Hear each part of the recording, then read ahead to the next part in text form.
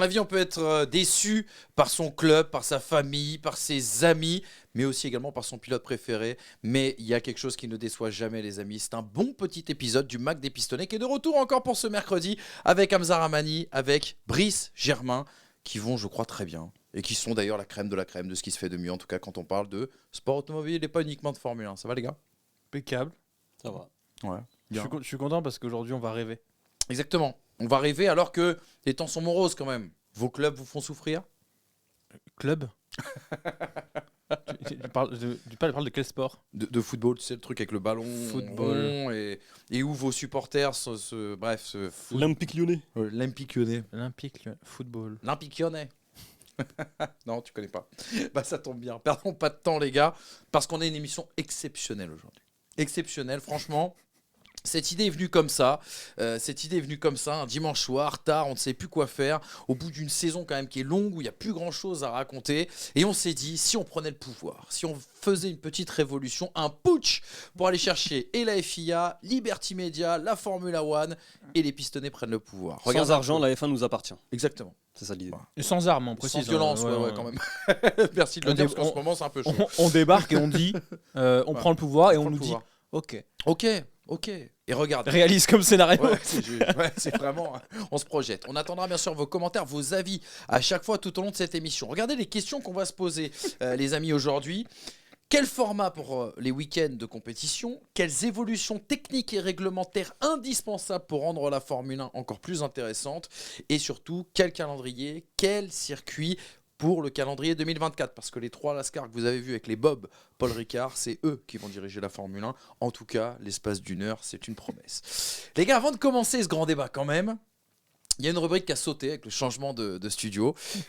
C'est le courrier des lecteurs. Et je me suis amusé quand même hier en préparant l'émission, dimanche soir, en préparant l'émission, je me suis amusé à lire les derniers commentaires sous nos vidéos et j'avoue que j'ai rigolé. Et donc je me suis dit que j'allais vous partager tout ça. On commence avec ce premier message d'Oticia qui nous donne de la force, un message positif et on en a besoin, les gars. Le Mag F1, c'est un peu comme une série doudou pour moi, ça me donne toujours le sourire, même quand ça ne va pas. J'espère donc que cette émission Doudou vous fera plaisir. Mais puisque on aime bien aussi répondre à nos détracteurs et que le monde n'est pas uniquement composé de messages positifs, je vous ai gardé ce message de Adrien Orcel qui nous dit « J'ai un peu de mal avec vos analyses. Cette saison, vous avez dit tout et le contraire de tout avec tellement de conviction. On se demande s'il y a un vrai avis et une vraie expertise ou simplement des déclarations qui varient selon le classement du week-end. » Alors là, j'étais un petit peu triste. Un peu colère. Un peu colère parce que s'il y a bien une émission qui ne traite pas la Formule 1 sous le prisme du classement, j'ai quand même l'impression que c'est les pistonnets. Et c'est l'occasion aussi également qu'on puisse répondre à ce genre de Et pour répondre, faudrait qu'il y ait des exemples. Oui, c'est ça. Non, mais surtout qu'un avis qui évolue, ça. c'est une saison de F1 qui évolue en fonction des classements Exactement. aussi. Donc les dynamiques sont pas toujours les mêmes et encore heureux que nos avis évoluent. Si nos avis évoluaient pas, je vois aucun intérêt de faire une émission. On en fait une seule, on dit ce qu'on pense de chacun et terminé, bonsoir, on plie le rideau. Exactement. Il y a une évolution, il y a 22 grands prix. Après, quand en début de saison, on dit Norris, j'aimerais bien le voir hors de la F1 et que finalement on met chapeau 1 du jour au lendemain, c'est vrai que les avis sont évolutifs. Avec ça, on arrête avec ça. Je rigole. Il a jamais dit ça, calmez-vous. Non, parce que déjà, t'as dit un truc que j'ai dit hors antenne l'autre semaine, ça a fait 8 commentaires. Alors que c'était sur le ton de la vanne en plus. Alors tiens, justement, il y a un avocat à toi, Brice, qui nous a écrit aussi la semaine dernière. Il s'appelle Sacolero 2087 et il s'en prend à moi pour te défendre. Il dit ah bon alors comme ça Manu nous dit que Brice joue le modeste mais en off il a le boulard d'Alonso. Il cache bien son jeu le boug. Est-ce qu'en off Manu fait que de hocher la tête quand il écoute son interlocuteur? Ça c'est vrai. La phrase Ça, c'est vrai. vient à peine de commencer. Sinon super débat comme d'hab. J'ai eu l'impression que le contexte salon vous a mis à l'aise progressivement niveau humour. Vers la fin on aurait dit 3 potes en soirée sans filtre, c'était sympa. À bientôt la Vous avez team. pas vu en soirée. Si Brice est modeste à l'antenne et ne l'est pas en dehors, moi je hoche la tête à l'antenne, mais je ne le fais pas dans la vie de tous les jours. Non mais c'était une boutade. Bien évidemment. Par contre, personne parle du boulard d'Hamza quoi. Alors attends, parce que j'ai une Alors réaction. attends, on peut Non, dire mais le ça truc arrive. en antenne ou pas? Ça arrive. Qu'il a dit tout à l'heure. Oh, j'ai dit Qu'il quoi a dit à Apollo tout à l'heure. Il a dit quoi? Ah, mais on en a parlé, mais on en parlera pendant la réelle. Où t'as dit que pour toi, si tu dirigeais un pays, le peuple a le droit de son avis, ça changerait pas que t'as raison. Ah bah sur la F1, ça fait 5 ans qu'on a cette magnifique émission. Je pense avoir plus raison que la moyenne. En fait, s'il était dirigeant d'un pays, ce serait une dictature. Vous pouvez dire ce que vous voulez, ça changera pas ce que je ferai. Mais vous pouvez dire ce que vous voulez. C'est le est très fort. Les gars, il y a une dernière question. C'est une question importante. Normalement, je ne la mets pas à l'antenne, mais on a une réponse à y apporter. Chez Mac 9417, je ne sais pas si c'est un homme ou une femme, nous pose cette question essentielle. Hamza est-il célibataire, s'il vous plaît? Alors d'habitude, on ne répond pas à ces questions parce que c'est du domaine de la vie privée. Mais Paris Match a sorti une info la semaine dernière. Regardez. J'ai même pas envie de voir ça. Le montage, il est abominable. c'est monté avec le cul. Une photo de Lando Norris vue sur son jet ski du côté de Monaco. D'habitude, on ne commande pas les vies privées de nos chroniqueurs, mais on était obligé de commencer. Tu me le paieras, Manu. Cette émission Tu me le paieras. comme ça. Ça, c'est pour ton tweet de dimanche. En mode que Fernando Alonso, 42 ans, vraiment. Je suis curieux de voir les bracelets d'Hamza à son bras droit. Ah oui, ça, tu vas vraiment dans le détail. Moi, déjà, il a la des photo bras meurt. très fins. Non, mais ça, c'est des bracelets que Lando lui a offert pour les vacances. C'était, tu connais, c'est-à-dire quand tu rentres après, tu les coupes et tu passes à autre chose. T'as par contre le Voilà. découpage du cou, il est Ouais, je stratosphérique. suis désolé, je suis pas graphiste. Il s'est fait manger la pomme d'Apple sur le bord de la tête. Là. Je suis pas graphiste. Elle est cata. Ouais, c'est vrai. T'as raison, il y a un requin qui est venu te. Heureusement, ça va beaucoup mieux. Il manque plus que le micro. Trêve de plaisanterie, Paris Match, bravo pour cet exclu. En tout cas, nous-mêmes n'étions pas au courant sur ce plateau avec Brice. Continuez de nous régaler avec vos messages. Bien évidemment, on prendra toujours les meilleurs pour y répondre. Et bien sûr, on est dans l'autoflagellation, ça ne nous dérange pas. Mon petit Polo, envoyons le jingle parce qu'il y a un grand débat qui nous attend.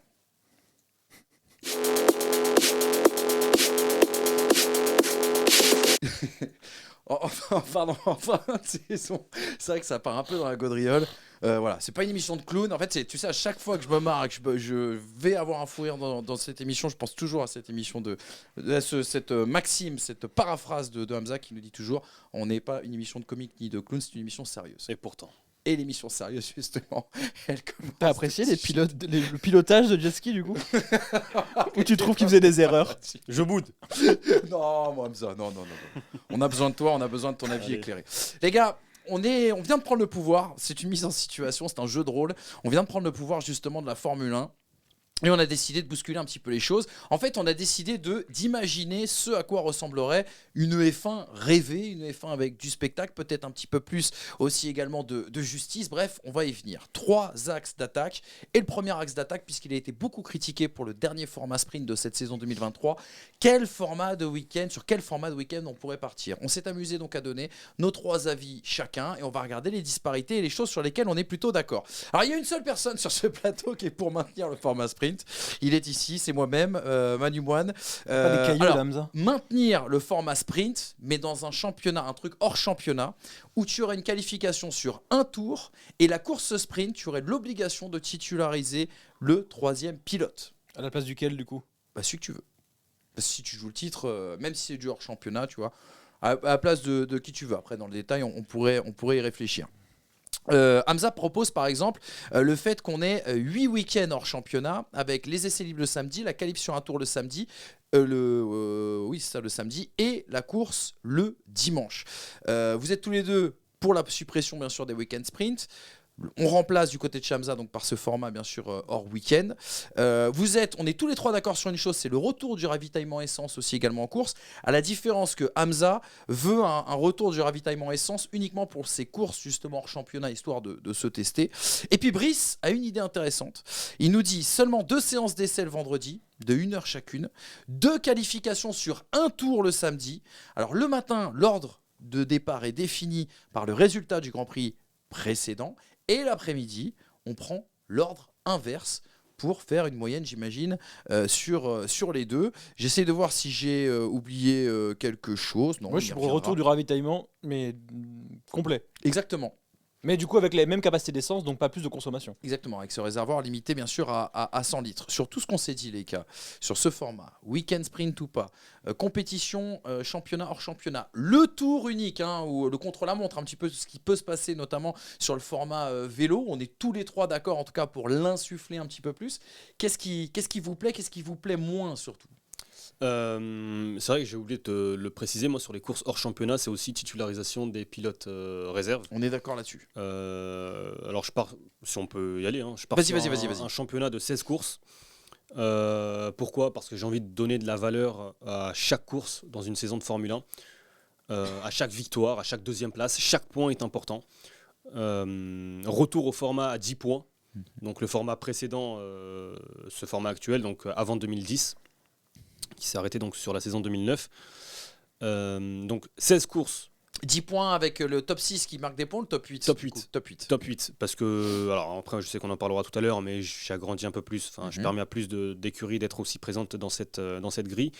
Donc je pars sur un championnat du monde de 16 courses, comme je le disais pour les raisons que je viens d'évoquer, tout en gardant 8 courses hors championnat. Pourquoi ?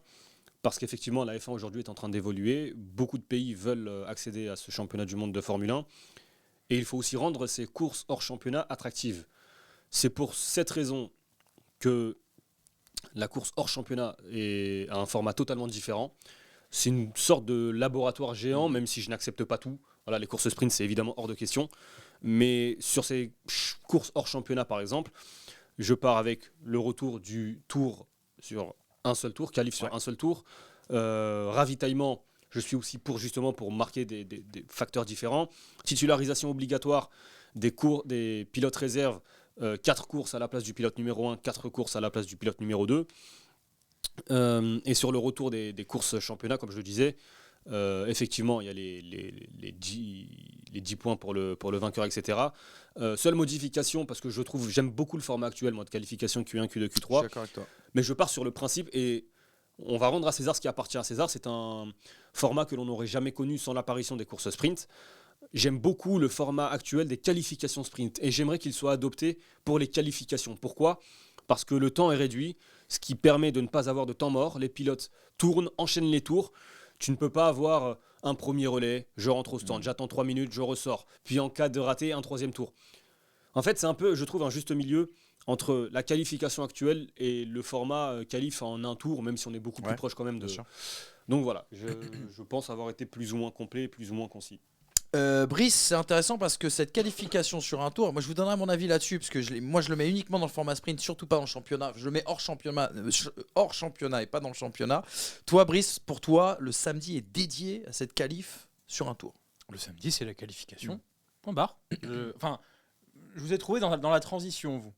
Moi, je suis dans la dictature pure et dure, où je change absolument tout. Et le samedi, c'est les qualifications. Et pour donner un intérêt un peu différent à tout ça, parce qu'il faut rappeler que la qualification sur un tour présente un énorme inconvénient, c'est que si à conditions changeantes, c'est totalement injuste. Complètement. Donc, l'idée de ça, c'est aussi de faire rentrer aussi un peu de facteur chance, mais avec 2 séances qualificatives, où on serait au cumul des 2 temps, un petit peu comme ce qu'on fait dans le ski, où on a 2 manches, et au moment où on part sa deuxième manche, le chrono se lance à l'instant où le chrono s'était arrêté à la fin du premier tour. Donc, j'instille cette qualification sur 2 tours, une le matin, une l'après-midi, pour avoir du coup 2 séances et du coup 2 spectacles, on va dire, à proposer. Télégéniquement parlant, toutes les voitures auraient le même temps d'antenne, donc pour les sponsors, il y a un intérêt d'aller sur cette voiture. Même si je sais que vous n'êtes pas d'accord avec le fait que qui serait intéressé de regarder la As rouler, bah moi oui. C'est un peu répétitif. Non mais les passionnés seront là du début jusqu'à la fin. Le novice ou le nouvel arrivant sur la Formule 1, ça peut avoir un côté répétitif. Je ne cherche un pic d'audience sur la fin. Mais je ne cherche pas à plaire à quelqu'un pour qui le sport n'est pas plaisant à la base. Il n'est que plaisant. Ouais, enfin je sais pas, pour moi c'est pas le problème ça, mais soit.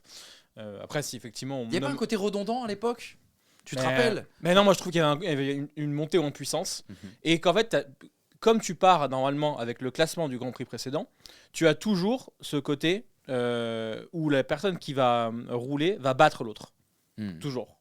Et justement, s'il ne le bat pas, c'est une contre-performance. Donc tu as toujours ce sentiment que l'homme d'après doit faire mieux. Et c'est comme ça qu'en ski, c'est super intéressant à suivre, par exemple. C'est que tu as toujours quelqu'un qui, quand il fait sa performance, est à détrôner.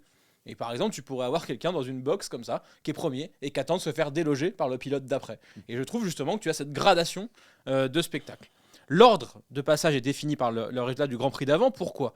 Parce que ça permettrait, sans changer le système de points, moi je le garde à 25 points, de donner de l'intérêt à ces positions dont tout le monde se fout, la 13e, la 14e, la 15e, la 16e, qui ont une valeur que à la fin dans la comptabilisation du championnat du monde quand les points sont à égalité, mais finalement c'est rare quand même, et qui permettrait au final à un Alex Albon, s'il finit 11e en ne marquant pas de points, de partir 9e de cette qualification et avoir déjà eu 8 pilotes qui ont gommé la piste. Donc ça, je trouve ça intéressant. Et après, évidemment, une inversion des positions pour permettre justement un rééquilibrage. Et ce jeu de qui aura la piste la plus gommée ou quoi sera évidemment modelé par cette inversion et permettra, à mon sens, un resserrement de la hiérarchie sur ce format de week-end. Après, sur le reste, ça ressemble à du 2005, 2006, 2007. Exactement. Moi, les gars, quand même, il y a une chose qu'on dit beaucoup dans les pistonnets depuis plusieurs années. Est-ce qu'on a vraiment besoin de révolutionner le système des qualifications? Parce que j'ai l'impression qu'on se régale. Ouais. J'ai l'impression qu'on se régale avec le système actuel. C'est pour ça que moi, je voulais pas trop bouger les choses.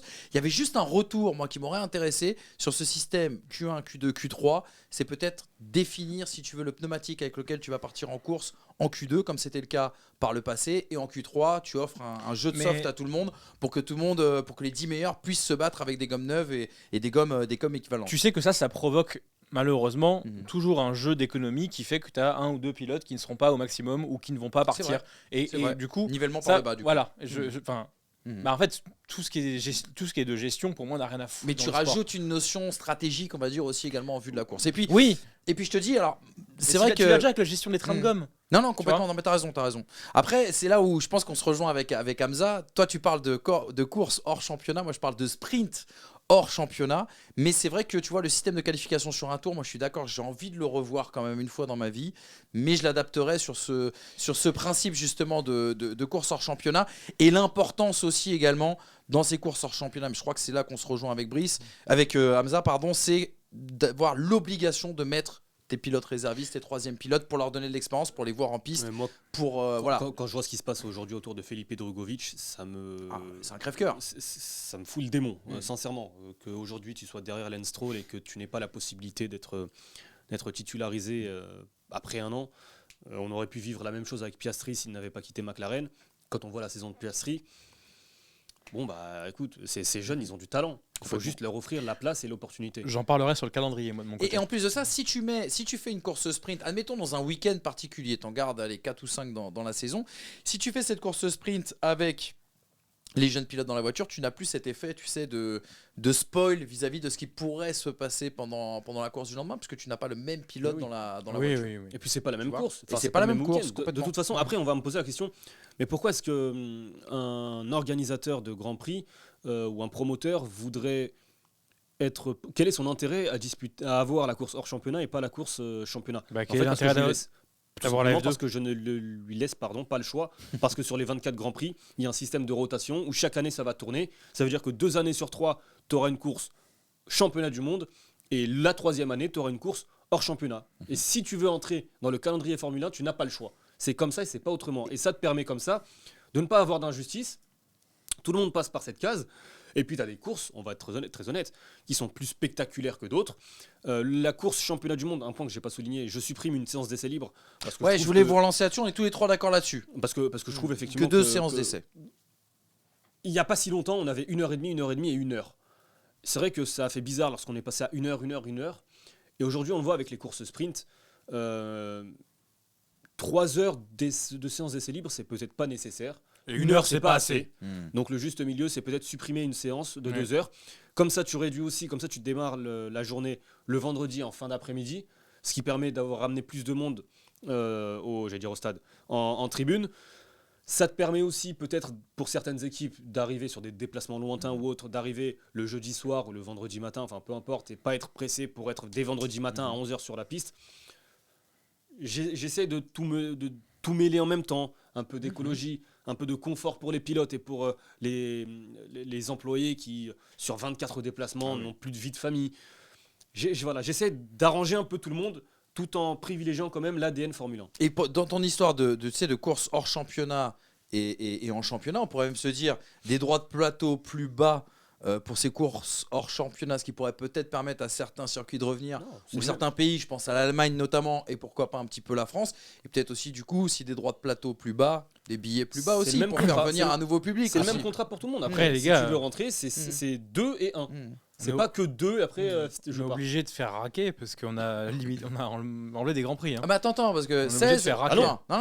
Parce que j'ai 24 grands prix par an. Ouais, en fait, Hamza, 24 grands prix par an avec 16 courses championnat du monde de Formule 1 et 8 courses hors championnat. Ça me plaît pas les courses hors championnat. Je vois pas. Qu'est-ce que je vais regarder un truc qui a pas d'impact? Bah parce Tu que regardes les justement, matchs, c'est un profil tu regardes tota- Gibraltar-France en amical, toi? c'est un profil totalement différent de course. Et si Après, moi je sais. Si t'as un France-Allemagne, parce que là, t'auras personne, t'auras Parce pas que là, Gibraltar, concrètement, ce que tu me dis, c'est que la course championnat du monde, ça peut être une course hors championnat, ça peut être Interlagos. Ça veut dire que potentiellement, tu rates un match amical France-Allemagne pour voir le match officiel, le match éliminatoire qualif championnat d'Europe France-Gibraltar. Bah ouais, ça a de l'impact. Bah, pas pour moi. Sur cette histoire de séance d'essai, Brice aussi l'a mis aussi également. Il y a la notion d'essai privé qu'on a connue nous quand on était petit. Moi j'avais l'idée par exemple que tu supprimes les EL3 qui, honnêtement, je devrais pas le dire, mais je la regarde jamais. Ça m'intéresse pas les EL3. Que tu prépares pour le position aussi. Oui, il y a peut-être ça. À chaque fois. Ceci explique cela. Mais c'est vrai que je supprimerais une séance d'essai libre, quitte à remettre, tu sais, en bout de week-end, le lundi matin par exemple, pour éviter tous les déplacements et limiter les coûts, l'écologie, etc. Peut-être à certains moments donnés, remettre une séance d'essai. Toi, c'est ce que tu as prévu dans ton calendrier qu'on découvrira justement un petit peu plus tard, Brice. Ouais, mais c'est beaucoup plus normé que ça. Mais oui, j'ai prévu deux séances d'essais privés dans l'année, à 1/3 et 2/3 de la saison. Mais dont je vous expliquerai le système que j'ai entre guillemets imaginé pour ça. Mais oui. En fait, un retour, excuse-moi de te couper, mais un retour des essais privés, c'est aussi contrer le tout computer. Exactement. Le tout informatique. Exactement, parce qu'en fait, j'en ai un peu marre que les hommes se cachent derrière la machine désormais. Et j'ai l'impression, alors après peut-être que c'est moi qui m'intéresse plus maintenant qu'à l'époque, mais j'ai l'impression qu'on se plaint de plus en plus de ne pas comprendre ce qui se passe. Alors les fins sont de plus en plus compliquées, c'est vrai aussi, mais qu'il y a une époque, il se passait un truc qui n'allait pas, on n'arrivait pas à régler, mais on savait pourquoi. Mais on savait ce qui allait pas. Aujourd'hui, si l'ordinateur dit quelque chose et qu'on ne retrouve pas ça en piste, on est perdu. Et je pense que ces temps de simulateurs, ces temps de soufflerie, tout ça devrait être largement plus converti en temps de piste et en du roulage. Et du roulage, justement, pour le pilote essayeur. Parce que le pilote essayeur, à la base, qu'on soit troisième pilote Renault en 2005, à savoir Franck Montagny, qui a fait de son aveu lui-même entre 50 et 70 000 bornes au volant au volant de la Renault. Et quand tu es aujourd'hui un Philippe Edrugovic ou un Théo Pourchère qui n'est pas foutu de faire plus de 15 tours dans la saison, parce que tu vas faire une seule séance sur un train hard, je suis désolé, mais ton pilote essayeur, il a un rôle marketing presque aujourd'hui, et un rôle de simulateur. Mais encore une fois, le simulateur n'est pas ce qu'on retrouve en piste. Moi, j'aimerais que le pilote essayeur, il ait un impact où si tu prends un top pilote dans les pilotes essayeurs, son ressenti, son retour par rapport aux pièces, aux choses qui sont faites, il vient de la piste et non pas d'un simulateur qui fausse forcément un petit peu les données. Puisque aujourd'hui, dans chaque excuse qu'on trouve, c'est on n'avait pas ces données-là au simulateur. Et du coup, est-ce qu'on a l'essence même du talent des personnes sur place ? Je ne suis pas sûr. On a l'essence même des logiciels qui sont achetés ou développés en tout cas par les écuries. Donc oui, retour des essais et dégradation du temps en piste en fonction de ta position au classement, exactement comme le système qui est fait pour la soufflerie. C'est-à-dire que si Red Bull est en tête du championnat, moins de temps en piste que Williams ou Haas qui est dernier au championnat. Mais on verra ça dans le calendrier. Parmi toutes ces idées, les gars, partagées, est-ce qu'il y en a certaines que vous n'avez pas eues et qui vous ont convaincu ?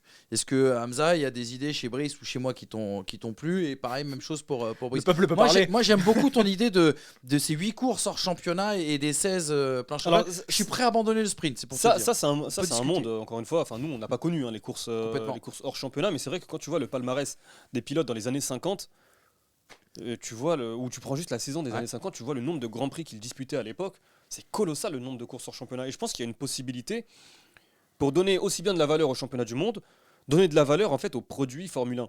Et encore une fois, je le répète, l'intérêt pour le téléspectateur, c'est d'avoir un spectacle complètement différent. Et pour l'organisateur, le promoteur, tu es obligé, si tu veux avoir la possibilité de rentrer au calendrier, d'avoir ces courses aussi bien hors championnat que championnat. Et en plus, dans les courses hors championnat, excuse-moi de te couper, mais dans les années 50, mais ça va même dans les années 60, même jusqu'à 70 au tout début, tu avais des courses qui opposaient les grands champions de F1 avec les jeunes pousses de F2 sur des voitures qui étaient parfois même monocoques. Tu avais parfois des champions de F1 qui redescendaient en F2 justement. C'est Surtees qui a fait ça. Exactement, c'est quand même, tu vois, il y a un côté piment. Aujourd'hui, tu aimerais bien voir Lewis Hamilton. Jim Clark qui pilotait en F2. Exactement, Jim Clark qui a piloté en F2. Il y en a un paquet. Moi, sur les idées, Brice, j'aime bien l'idée d'essai privé et la manière dont il l'a développé. C'est une idée qui pourrait qui pourrait me plaire. Ouais. Exactement. Alors, moi, je Et juste encore revenir- une fois, je fais une bêtise, mais des voitures qui tournent sur un circuit, même si c'est des essais privés, que ça pourrait être par exemple à huis clos, ça peut donner l'occasion, encore une fois, pour le public qui n'a pas les puis moyens d'approcher d'aller voir aussi un les grand pilotes, prix, d'approcher les pilotes et de vivre l'émotion d'une Formule Imagine 1 une sur la séance piste. d'essai privé à Maranello avec. Bon, il n'y a pas de tribune là-bas. Oui, mais ça serait Non, mais extraordinaire. c'est au Mugello. Mhm. Tu peux faire ça. Hein. Et puis tu choisis ton circuit derrière. Si tu veux, par exemple, tu sais que tu veux tester un certain type, mais on verra dans mon calendrier encore une fois, mais tu veux tester un certain type de truc. Tu choisis le circuit sur lequel tu veux le faire. C'est pas une séance officielle. Tu sais que tu as une semaine pour le faire. Tu choisis de trucs. Tu as tant d'heures dédiées en fonction de ton classement au championnat. Et j'ai besoin de tester des choses aérodynamiques. Je vais à Zandvoort. J'ai besoin de tester quelque chose sur mon moteur. Je vais à Monza. Et en fait, tu loues le circuit. Après, il faut que ce soit évidemment que les circuits soient réservables et tout. C'est utopique. Et tu hein, voudrais évidemment. pas faire des séances d'essai justement où toutes les écuries ou une partie des écuries sont. Allez, Tu dans peux, les années je 90, suis pas t'avais ça. fermé. Je suis pas T'avais, fermé. par exemple sur les séances d'essai privées, tu avais 3-4 écuries qui. Alors tu avais ceux qui étaient sur leur propre circuit comme Ferrari, mais tu avais aussi des écuries qui, à 2 ou 3, louaient un circuit. Oui, roulaient. c'est exactement ce qui se passait avec le Castellet. C'est vrai. Oui, le, t'as Castellet le Castellet, pendant longtemps, ça a été la terre de Toyota pour tester plein de trucs. Ils ont même nommé une tribune. La tribune Toyota, à l'époque. Et Jarno Trulli, et à l'époque, c'était Ralf Schumacher, testait énorme. Ralf Schumacher, c'est ça raison. Ralph, ouais. Ouais. Mhm. Je sais plus. Qui était le deuxième pilote Toyota en 2005-2006, truc comme ça. Hein. Bah, J'ai un trou. T'as eu Glock. Glock 2008. À côté d'Arnaud, t'as eu Glock eu 2008. Glock, et t'as eu Ralph Schumacher. Bref, je sais plus. Mais moi, je me souviens quand mon père allait livrer des pièces au KTT, au circuit de karting à côté, on entendait les V8 qui passaient et ça roulait toute la journée chez Toyota.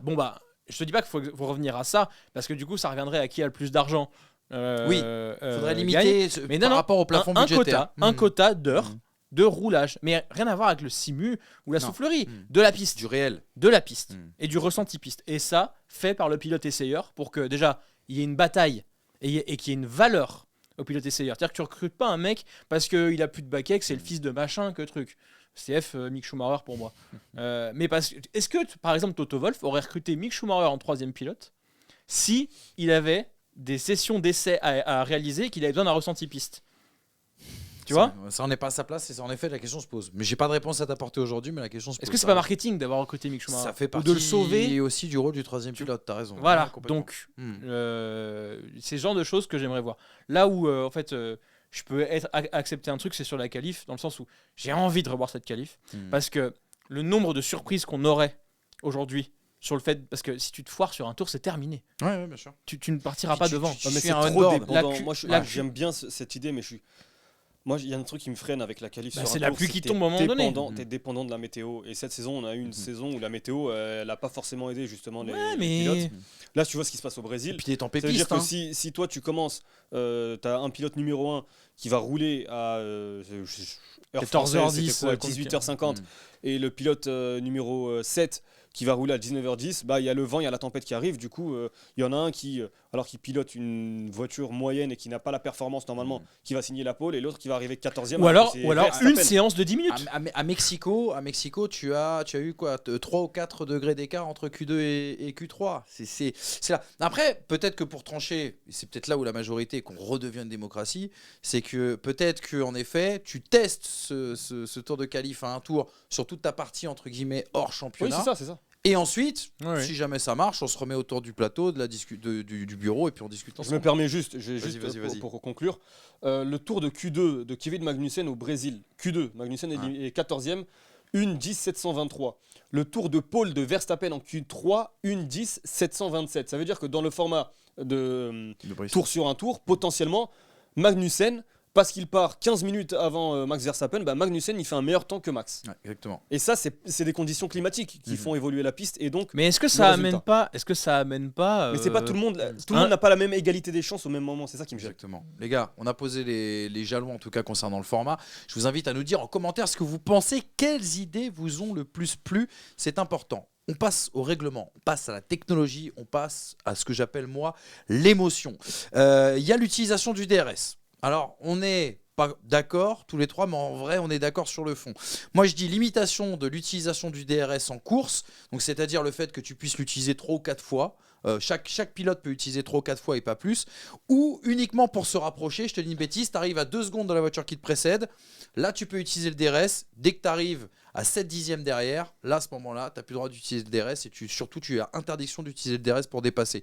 Vous n'êtes pas si loin que ça parce que Hamza, toi tu dis suppression du DRS si on arrive à faire en sorte que les voitures se suivent, et Brice, tu vas un petit peu plus loin, tu dis suppression du DRS et introduction d'un push to pass via la gestion de l'ERS. Donc en fait on est assez d'accord, c'est-à-dire on peut pas supprimer le DRS sans rien derrière, ça c'est clair. Mais le push to pass, on est d'accord que tu l'utilises de manière limitée. T'en as 3 ou 4 par exemple. Comme un KERS. Ouais, voilà, c'est ça. Vraiment quelque chose qui fait le que. KERS, on l'utilisait à chaque tour, puisque ça se rechargeait. Oui, mais il n'avait pas un impact phénoménal sur les. En fait, j'aimerais que quand tu. Non, mais j'aimerais quand on l'utilise, ça fasse mal de l'utiliser.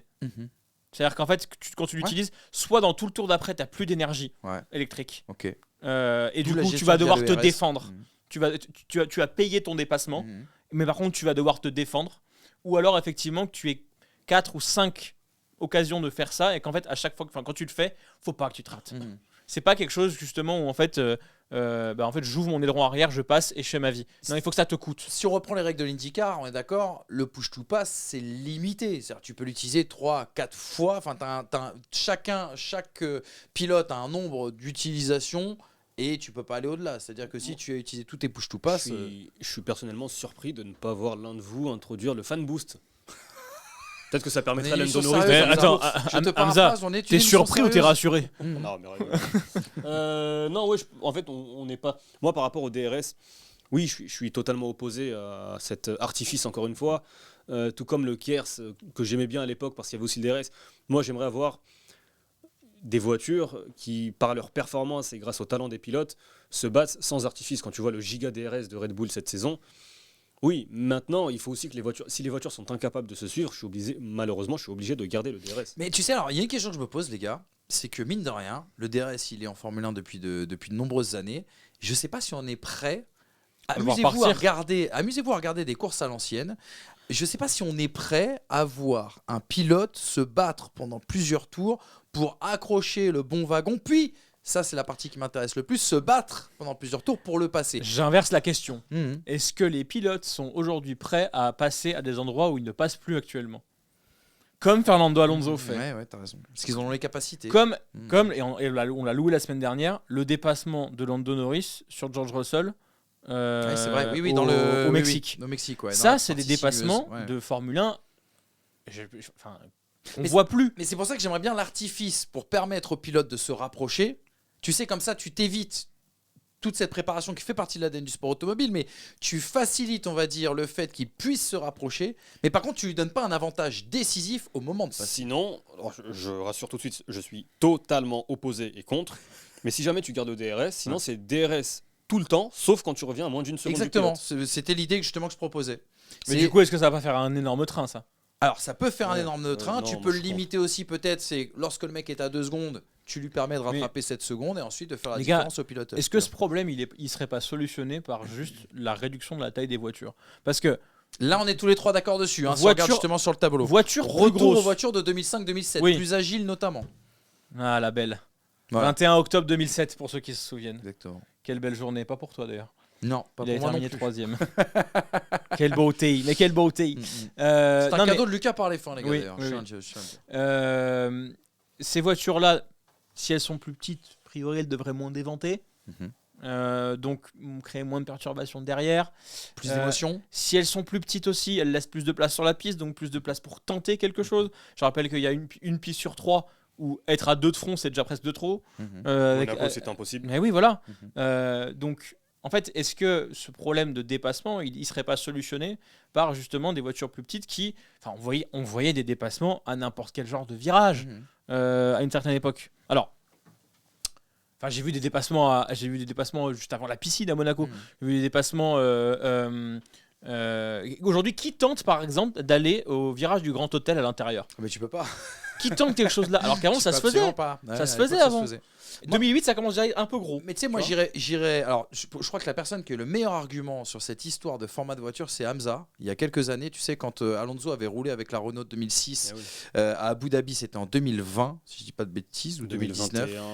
Non, 2020, c'est juste avant de reprendre. C'est juste avant qu'ils reprennent, t'as raison. Donc c'est 2020. Avec les jeux d'Hamilton. Et tu avais dit, cette voiture va plus lentement au chronomètre, mais elle est tellement plus agile qu'elle dégage plus d'émotion, plus d'impression de vitesse. Là-dessus, je suis d'accord. Moi, j'irais même plus loin, les gars. Supprimons la direction assistée, si c'est ça. Non, mais c'est vrai. Alors, remettons un pommeau de vitesse. Non, mais supprimons la direction assistée. Tu sais quoi, Anna, notre copine Anna, qui est passée chez Lucas, elle a conduit une F4, elle a conduit une F1, et elle explique à Lucas par l'F1, justement, que limite la F1 lui paraît facile à conduire. Faut mettre des guillemets et mettre parce que compréhension. tu n'es pas à fond, mais que voilà, c'est ça, c'est qu'elle a pas poussé avec la F1 comme elle a dit, mais est-ce que quelque part, un petit peu comme, même si c'est pas la même circonstance, mais est-ce que vous n'avez pas envie de voir des pilotes pas souffrir un peu plus, mais des vrais gladiateurs avec une souffrance physique? Je veux bien les voir souffrir un peu plus, mais à ce moment-là, il faut leur donner moins de trucs à gérer électroniquement. Alors moi, je supprime le RS, par exemple. Ah ouais, tu vois, du coup, tu reviens vraiment à un truc Canon en sponsor un à l'arrière, quoi. Ouais, c'est île Villeneuve là, c'est vraiment. Non, mais tu vois, je supprime le RS. Je supprime en fait toutes les données que j'aimerais bien un retour, même si c'est impossible, un retour un peu un pilotage à instinct. Ouais, mais du coup, en fait, aujourd'hui le pilotage, il se fait très cérébralement, plus qu'aux mains en soi, et du coup, il faut gérer plein de paramètres que le pilote gère lui-même dans le baquet. Si tu veux revenir à ce genre de choses, je suis d'accord, même si après ça va pas dans le sens de l'histoire. C'est vrai. Dans le sens où du marché l'automobile aujourd'hui. Voilà, c'est-à-dire que aujourd'hui les V6 hybrides font partie de l'évolution d'un moteur et d'une consommation d'automobile qui fait qu'aujourd'hui c'est nécessaire d'avoir ce moteur hybride. Moi, le V10, je peux te dire que ça peut être un V10 hybride. J'ai aucun problème, je l'ai pas mis, mais ça peut être un V10 hybride. Je m'en fous. Est-ce que l'hybride est l'avenir de l'automobile? C'est une autre question, mais je suis pas en tout cas, c'est plus l'avenir que l'électrique pour le moment. Tu n'as pas les capacités de. Le thermique dégage en 2030, les gars, dans nos 2035, si je dis pas de bêtises, sur le marché de l'automobile. L'hybride, c'est pas le thermique. Il y a du thermique dans l'hybride. Oui, mais l'hybride sera autorisé. D'accord. Je dis pas de bêtises. J'ai un doute, mais enfin bref, on n'est pas spécialiste là-dessus. Mais tout ça pour dire que tu peux pas non plus aller contre l'histoire. T'as raison. En revenant trop en arrière. C'est-à-dire que pour moi, l'absence de direction assistée, c'est un peu trop. Mais par contre, revenir à des F1 plus nature, c'est-à-dire qui glissent à l'arrière et qui glissent de l'avant, c'est-à-dire qui sont légères et piqueuses, ça, je dis oui, effectivement. Plutôt que d'avoir des tanks. Des tanks électroniques. On a bien interdit les suspensions actives et pourtant elles équipaient les BX et Xantia de nos parents. Hein. Oui, alors pour autant, est-ce que c'était le meilleur système qui soit? Je me rappelle que Citroën, c'est l'OVNI automobile. Hein. Non, je suis d'accord, mais sur la Williams, ça marchait fort à l'époque. Oui. Je sais pas si tu te rappelles. Oui. Un truc intéressant, les moteurs, vous avez commencé à en parler. Brice, tu nous dis retour. Alors ça, j'aime bien.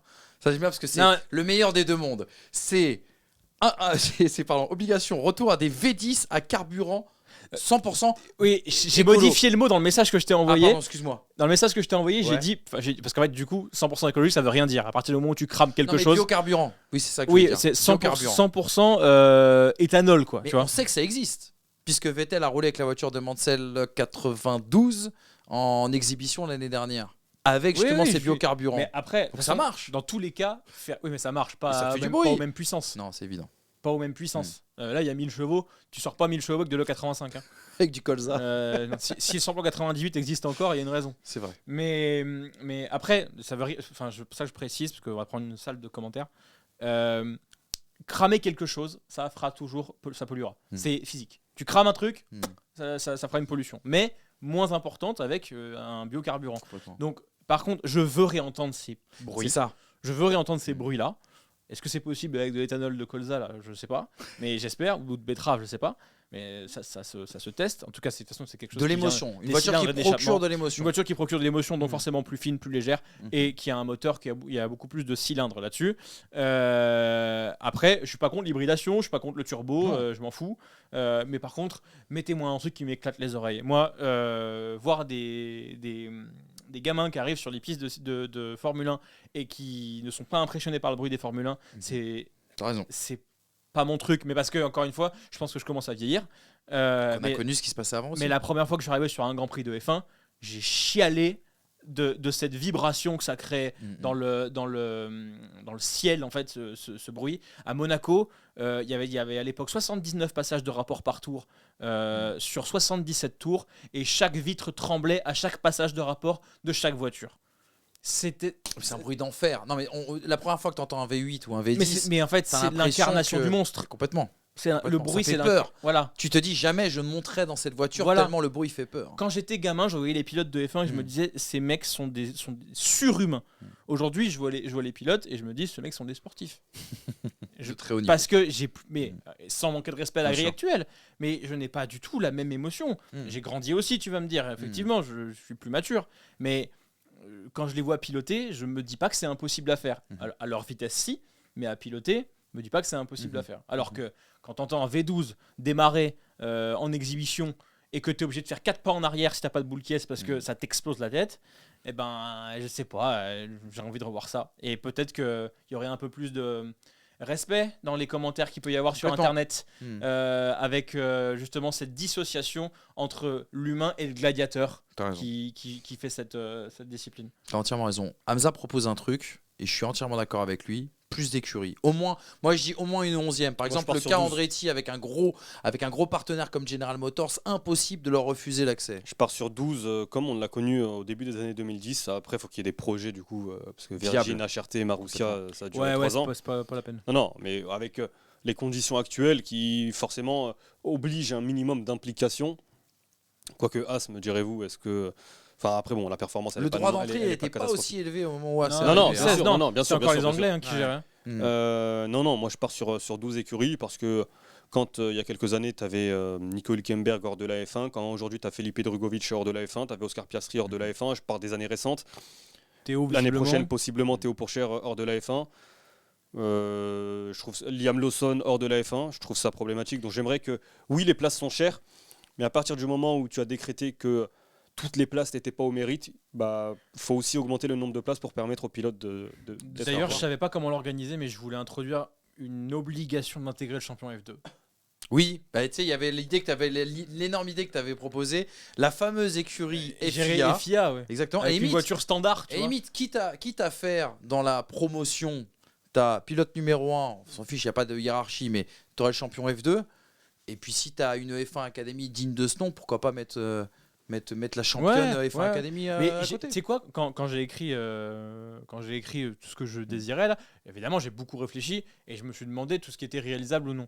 Et dans ma tête je me suis dit à un moment donné c'est irréalisable, mais pourquoi on serait pas sur un truc de montée-descente pas d'écurie parce que c'est trop de budget de différence et trop de savoir de différence, mais de pilote. Alors c'est injuste effectivement pour le pilote qui est dans une écurie qui est moins bonne et qui termine dernier du championnat. Mais en même temps, est-ce que ça te pousserait pas à aller chercher ce point de quelque chose en sprint, en truc, en machin? Je pense qu'ils le font déjà. Le problème, c'est que tu vas le faire sur un classement au point. Donc, c'est-à-dire que celui qui a la meilleure voiture ne pourra pas descendre alors qu'il a peut-être fait une moins bonne saison que celui qui a la pire voiture. Mais oui, c'est pour ça que je ne l'ai pas introduit, parce que c'est compliqué. Lorsque Russell est chez Williams à l'époque, imaginons science-fiction. Il ne termine pas dernier. Le duo chez Williams, c'est Russell Albon. Ça veut dire que tu vires un des deux pilotes de la F1. Ou alors, sachant que Russell est prêté par Mercedes. Non. Est-ce que tu fais pas un système, ou sinon tu fais un système de notation avec des tangentes et des algorithmes, etc.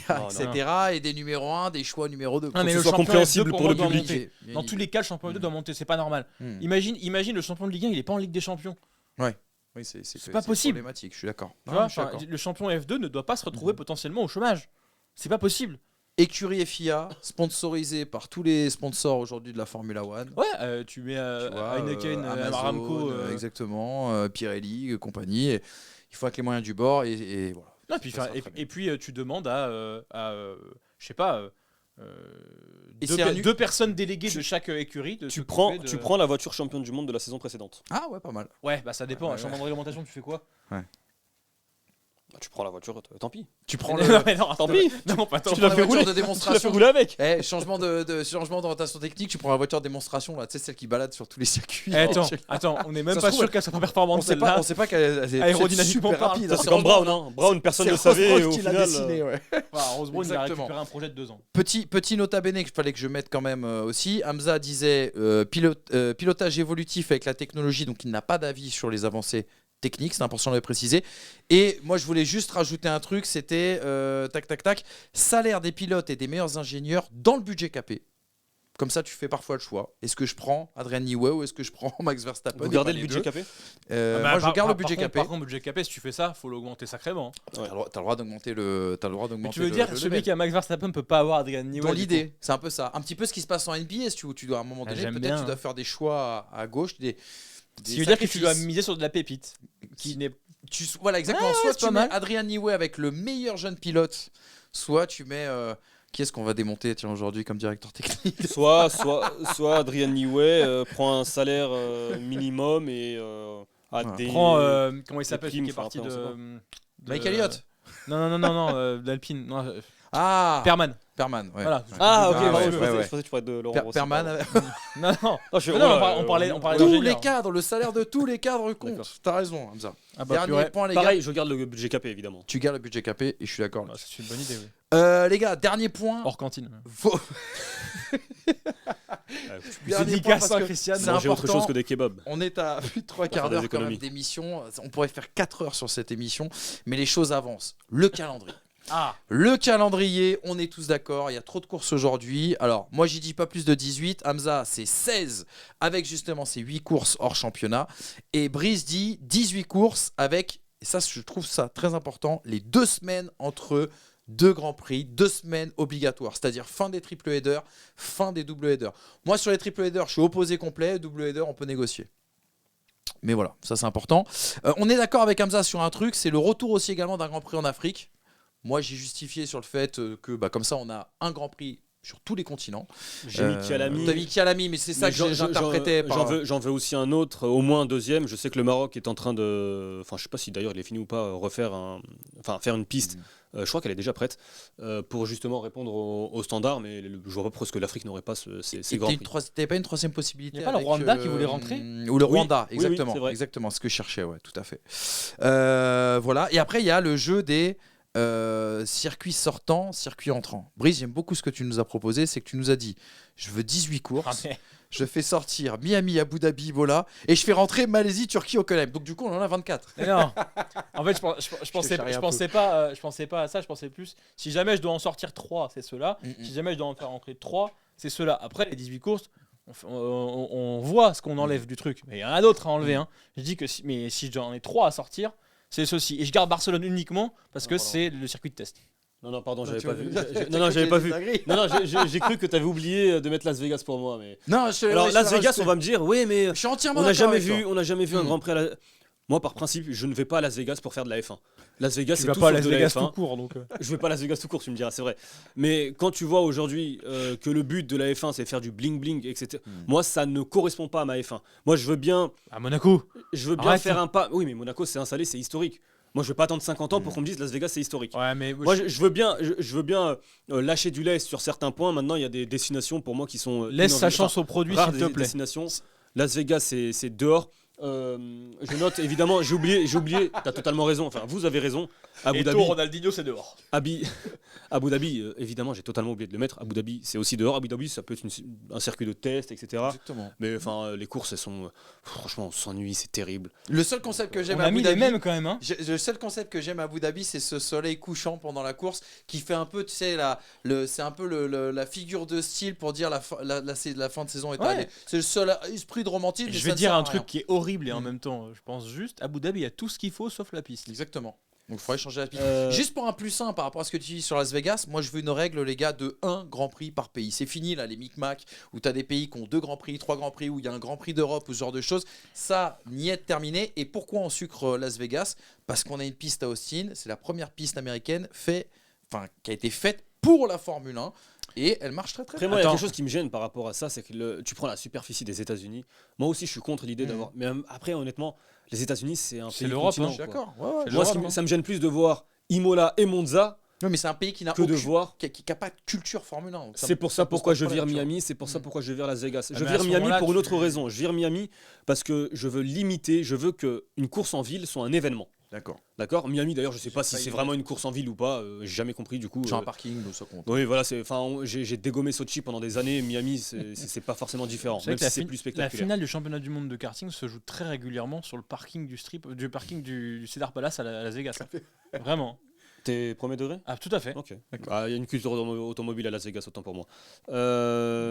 Donc, bling bling dans le karting aussi. Mais... je veux qu'il y ait 3, allez 4 maximum sur une saison de 24 GP. Je compte évidemment hors championnat et championnat. Je veux qu'il y ait maximum 4 grands prix en ville. Et vraiment maximum.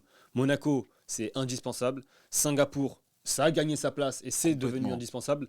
Maintenant, il reste 2 places à Et même débattre. Jeddah, hein, je vais te dire. hein. Même Jeddah, je Jeddah, laisse. moi, hein. Jeddah, je je Moi, je garde. laisse. hein. Jeddah, je Franchement, garde, si c'est dans le pour ça, ciel il n'y a oui. pas de missile, ça me va. Oui, Jeddah, je garde. Donc il reste une place et après c'est à voir. C'est vrai que j'ai pas de. J'aimais bien Valence à l'époque, mais voilà. Oh, il était Après- chiant quand même. Hein. Ah, On je sais a des pas, bons moi, il était souvenirs là-bas, particulier. c'est pour ça. Ouais, peut-être. Enfin, Peut-être, l'aspect Valence, émotionnel qui est entre les est-ce deux. que l'enfant de Valence, c'est pas Sochi hein? Malaisie, évidemment que ça fait son grand retour. Et Ça, on est d'ailleurs, tous d'accord là-dessus. d'ailleurs, on en parle, là, paraît-il, en ce moment, c'est en train Ah de ouais. négocier. Donc Ouais. peut-être un retour de la Malaisie. Petronas voudrait remettre Ce des serait, billes. ah ouais, ce serait incroyable. C'est vraiment un circuit C'est extraordinaire génial. parce que le tracé est magnifique. Et puis il y a l'aspect climatique. Complètement. Les averses incroyables que tu peux avoir qui redistribuent totalement les cartes. Après, avec les C'est fins de Malaisie, Deux ou semaine. ça trois fait- trajectoires que tu peux prendre. L'Allemagne. c'est- Alternance, parce que je suis contre du coup avoir 2 GP sur le même GP d'Europe, GP d'Allemagne, c'est non. Ouais, mais le Oui, nerf, tu clairement. le reprends. Bah, Le tu sais nou- que le j'ai reprend. hésité. Le J'ai nouveau hésité. Nerd. En fait, 2020, moi j'ai toujours adoré le Nürburgring parce qu'il y a eu des courses fantastiques du fait de la météo aussi. Et quand tu repenses à l'édition 2020 avec ces voitures monstrueuses, Il est trop petit. j'irai à Hockenheim les yeux fermés. Non, mais on part attends. du principe aussi que les voitures, du coup, taille réduite. Hein, On est d'accord. dans notre, On s'est dans mis notre d'accord monde. là-dessus tout à l'heure. les Non, gars. on a 3 mois pour le faire. Hein. Ça va être court. Et 2 euros. Bahreïn, alternance, parce que j'ai beaucoup aimé le circuit Lauter Track. Lauter on l'appelle, je Track, crois. ouais. Ah, il Ouais, était ouais, incroyable. Ouais, c'est Donc vrai. là aussi, chaque année, on alterne entre les deux. C'est vrai que je vois la Turquie qui m'avait complètement échappé, mais C'est vrai. la Turquie aussi, j'aimerais bien. La Turquie, j'ai juste mis un bémol, c'est qu'il fallait faire des choix. Et je sais pas si tu te rappelles, en Turquie, quand on y retourne en 2020, il y a cette histoire de resurfaçage, alors qu'ils nous avaient offert un spectacle mais ça, c'est incroyable et tout, etc. On machin. y est en 2021 aussi. Regarde ça se passe Monaco. très bien. Oui, 2021. Monaco aussi, c'est vrai, ils ont t'as raison. resurfacé, Oui, enfin, ils c'est vrai, resurfacent. c'est vrai, c'est vrai. Là, le Brésil, il y a une partie qu'ils ont resurfacé. Moi, il y a juste un élément que j'ai C'est pas juste que tu es noté, obligé de faire un choix si tu veux tomber à Qui est- 16 ou 18 courses. Quoi. qui est capital sur une saison à 24 Grands Prix. Regroupement, et c'est non négociable, regroupement géographique. Ah bah oui. Ouais, alors, Ça, c'est non je négociable. suis d'accord avec toi, parce qu'il y a des notions écologiques et tout. Si tu fais un Grand Prix tous les 15 jours, ça veut dire que Non, mais quand moi, je tu fais vas pas de Grand faire Prix la tous les 15 tournée. Oui, Ah c'est- d'accord. oui. Moi, donc là, j'accepte tu reviens sur du Moi, double j'accepte. triple header. Non, Ok. pas de triple header. J'accepte le double header. Ok. Si demain tu fais Canada, Zandvoort États-Unis, Spa, par exemple. ouais. Zandvoort Spa, à une semaine d'intervalle, non seulement ça me choque pas, mais ça permet de réduire en termes de temporalité le calendrier pour permettre d'avoir plus de vacances pour les employés, plus de vie de famille pour les employés, et ça entre en ligne de compte. Après, il y a des limites. T'es tolérant, mais. Si demain, je suis tolérant, mais il y a des limites. Ça faisait longtemps. Ça faisait longtemps. Quand tu as, enfin, il n'y a pas New York, mais si jamais tu avais New York et Montréal, ça me choque pas non plus de les Bien mettre ensemble. Hmm. Maintenant, Austin et Montréal, c'est peut-être plus compliqué. Je sais pas à quel point. Non, parce que j'étais d'accord voilà. avec Les toi. C'était regroupements un des géographiques indispensables. un des points que je voulais soulever. Après, je me suis dit, mais si tu fais des grands prix tous les 15 jours, parce que moi, en fait, je trouve que le triple header est horrible, parce qu'il y a un effet, tu vois, là, on sort d'un triple header, on s'est régalé, il y avait de la Formule 1 tous les week-ends, tous les lundis, Non. on s'est vu et tout, etc. Non, c'est pas régalé. Mais il y a un effet forêt noire, tu sais, indigestion. Il y a quoi. un effet repas de Noël Indigestion 17h. totale, Quoi. tu vois. Alors que t'as bien bouffé, mais tu le referais pas demain. Quoi. Et imagine Polo. Imagine Polo à la Real. C'est forcément D'ailleurs, ça. tu parles de réalisation. Je sais qu'on n'en parlera pas. Je vire le réalisateur actuel et je m'occupe. Je fais le cahier des charges. C'est ça. ce que S'il je faut veux dire. réduire le nombre de caméras, je réduis le nombre de caméras. Je veux spectacle en piste et uniquement en piste. Mhm. Je m'en fous de voir un spectateur avec un drapeau britannique, d'avoir une casquette orange ou d'avoir un I Love Formula One. À aucun moment ça entre en ligne de compte. Quand Ou j'ai en un picture in dépassement, picture, en petit, quoi. quand j'ai un dépassement En et carimage. qu'à un moment la priorité, plutôt que de voir l'après-dépassement, c'est de voir la réaction du public, ça c'est non. Les gars, juste un petit name dropping pour être sûr qu'on est d'accord avant d'appeler les différents promoteurs, qu'on est sûr qu'on est d'accord qu'on coupe ces circuits-là. Miami, on coupe. On coupe. Ouais. Imola. Si on revient des voitures plus On courtes. coupe. On coupe parce que. Même avec les voitures plus courtes, c'est compliqué. Hein. Ouais, de ouf. Historiquement, enfin déjà il y a Monza et ça a une place quand même.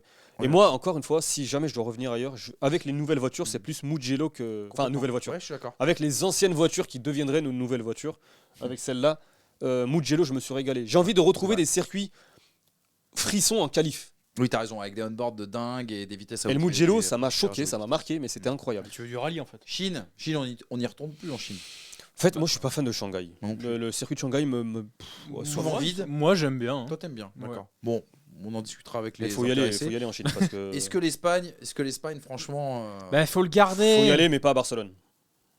Barcelone, circuit test, mais pas de. Jerez de la Frontera. D'accord. Ah Je sais ouais, pas, pourquoi pas. il est coquin.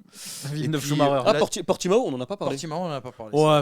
Bah, parce qu'Alex Caddy est plus dans cette émission. C'est vrai, c'était le grand défenseur. Non, mais c'était de- cool, franchement, C'était c'était le grand sympa. défenseur de C'est Portimao à l'époque. Oui, oui, bon. Las Vegas et Abu Dhabi, je crois que les cas sont tranchés. Dehors. Juste Allez, mot de la fin, les gars, parce qu'il faut. préciser sur mon Vas-y. calendrier à 18 courses, les essais sont réalisés par le pilote essayeur, hein, les essais privés, Complètement. et la salve d'essais se passe tous les 6 Grands Prix. Et avec ces 6 Grands Prix, on regarde le classement du championnat du monde des constructeurs, mais pas celui de la semaine, la saison Ouais. d'avant, des 6 Grands Prix qui viennent de se passer. Et là, on alloue pour permettre aux écuries de tenter de rattraper leur retard en cours de saison, et pas l'année d'après sur toute une réglementation où on se ferait chier du coup 4 ans de suite. Voilà. Je tiens à signaler aux chers téléspectateurs et aux viewers qui nous regardent. J'ai peur que tu vas Vous- dire. Non, c'est même pas. Non, mais c'est sur nous tous en plus. Ouh. Nous sommes absolument pas appâtés par l'argent, puisque vous l'avez constaté, nous n'avons pas mis le Grand Prix de France, alors que c'est vrai qu'on a C'est travaillé vrai, t'as là-bas raison. et qu'on a été presque payé. Mais le Grand Prix de France, non, mais plus sérieusement, Non, mais en fait, si c'est tu vrai que le Grand reprends- Prix de France, on l'a pas mis, alors que. Non, c'est vrai. alors, Ouais, c'est aujourd'hui, vrai, il n'y a pas de piste. C'est Il ça y a la le vérité. Castellet, il y a pas de Manicourt, projet. non, mais après tu peux le rénover. Enfin, Ouais. t'as Dijon, t'as Disneyland, oups, pardon. Enfin, t'as plusieurs T'as possibilités. C'est vrai Nice. que aucun d'entre nous, t'as Nice, aucun d'entre nous n'avons mis le Grand Prix de Non, France. on a envie de le voir revenir, mais la réalité, Non, c'est qu'il n'y a mais aucun écoute, projet viable aujourd'hui sur Tu la vas à un événement où il y a 15 000 personnes à Manicourt, t'attends 3 heures, c'est pas possible. Mhm. Déjà, Enfin, t'oublies. mais enfin, en fait, on a rien qui J'aime rentre bien dans Manicourt, quand même. un cahier des charges d'une F1 qui nous ferait Complètement. plaisir en France. Voilà, exactement. Il y a beaucoup d'idées qui sont un peu utopistes, mais on adorerait tous, je pense qu'on est tous les trois défenseurs du Grand Prix de France, on Évidemment. l'a été depuis le début de cette émission. Aujourd'hui, il n'y a pas de projet sur la table qui font que... Et puis, S'il y a des si on- circuits qui doivent si on rentrer, il y a réduit à d'autres 16 ou priorités. 18, si on réduit à 16 ou 18, il y a aussi la réalité, c'est qu'est-ce que tu vas couper pour imposer un Castellet ou un Nice ou un Disneyland, comme tu disais. C'est un peu compliqué. Peut-être dans du hors-championnat, on peut discuter si jamais les intéressés... Mais même du hors-championnat aujourd'hui, il y a Grand Prix tellement de dans Paris. demandes. Si Je rappelle que le Vietnam a construit un circuit, a Complètement. dépensé des millions, et au Et on final, n'y est jamais allé. on n'est jamais allé au Vietnam. Après voilà, si l'État français veut nous appeler pour discuter, notre téléphone est ouvert, comme c'était le cas à l'époque de Dominique. Moi, j'ai les plans d'une piste. Hein. Après, Dominique Ali, il fait bien un GP chez lui parce que monsieur c'est Imola. C'est vrai. Ouais, peut-être Ouais, que t'as je ferai un raison. GP à la défense. Je enfin. te c'est rappelle vrai. que Pourquoi pas. Made in Italy, le sponsor Oui. de Made in pistonné, ce sera pour le Grand Prix de France. Tout sera jaune, hein. Cherchez pas le bleu, blanc, rouge, tout sera jaune. Même le Façon Ricard. Jordan à l'époque. Voilà les amis. Bon, et vous nous dites en commentaire ce que vous avez pensé de tout ça, les bonnes idées, les mauvaises idées et les idées auxquelles on n'aurait pas pensé aussi. Ah oui, Et il y en a promis, certainement qu'on a oublié. d'ici On 15 va ans. avoir des pavés de Ouais. voilà mon format. Mais on est hâte. Et d'ici 15 ans, on va prendre le pouvoir tous ensemble. Le putsch est en marche en tout cas. Et puis voilà. De toute façon, C'est un là bon on projet, sort hein. du studio, on prend le métro. On va aller FIA C'est direct. Concorde. Hein. C'est à côté, ouais. On va aller Ouais. FIA direct. Ouais. Concorde, j'ai autant dire qu'il y a une vitre, Ouais. on va la casser. Ouais, mais on la réparera après. Oui, non, bah oui, bien sûr. Quand On on est- aura pris la place sur le fauteuil de Mohamed. Parce qu'on on est des extrémistes modérés. Ouais, mais comme Gandhi, on appelle à la Voilà. non-violence, bien sûr, c'est Exactement. très très très important. Voilà les gars. Ton Merci, Ben Soleil, mais il est pas là. merci Hamza, merci Brice. C'était encore un régal d'être avec vous. Et promis, je prends cette émission une dernière fois en otage, parce que c'est important quand même. Tu vois, ce sera sans doute le seul livre que je vais écrire de ma vie, à moins que Non. on arrive à en écrire un tous les trois. C'est quand même le but de ma vie. La F1 en 80 tours, c'est le 16 novembre. Si vous aimez les photos, si vous avez peur de trop lire, ce livre est fait pour vous en tout cas. Et si vous aimez les belles C'est le histoires, flemmard, quoi. surtout. Non, franchement, il y a des belles histoires, je vous jure. Et je vous On en- aura j'en notre ferai exemplaire gagner. parce qu'on a mis le tampon là. Mais... Je négocie en ce moment, c'est compliqué. Ah, c'est cher, hein. Mais j'irai vous en acheter un si jamais je ne les reçois pas. Ah ouais, d'accord. Putain, et il a tellement honte qu'on doive l'acheter Je vous Non, l'offrirai. qu'il va mettre Je 100 vous balles. l'offrirai. Non, c'est un peu compliqué en ce moment. Ne rentrons pas dans le détail. Salut les amis, prenez soin de vous. La F1 revient dans 15 jours. Ce sera du côté de Las Vegas. Ciao.